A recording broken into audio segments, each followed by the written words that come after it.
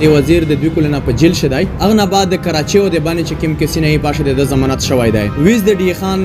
په ډی خان شه د کیس راوندای او د کوم کیس چې ډی خان شه راوند په داښ شه میجا 12 پیښه وکړي خو 12 پیښه نه بعد هغه د ریکارډ پولیس عدالت نه دروړای نو دا یو غیر قانوني عمل دی چې د مش سره کوي یو خو جلی اف آی آر شدای سور دغه نه بعد د غیر قانوني چار د مش سره کوي چې د ریکارډ نه پیش کوي نو د دغه خلاف پی ټی ایم ډی خان احتجاج اعلان کړی دی په 23 تاریخ د جمعې په ورځ باندې 2 بجې د حق نواز پارک نه د سیټي تونی پر احتجاجي لاریون وی په داښ میجه چې څومره هم دلته زمیجه خلک ته اختمیش دعوت ورکوي هغه سیاسي پارټي دي کانور تنظیمي نه دي چې څومره هم انسان دوست خلک ته اختمیش د خاص کوي چې تو سره شي امیر سره په دغه احتجاج شي شرکت وکړي ان شاء الله احتجاج په 23 تاریخ د جمعې په ورځ باندې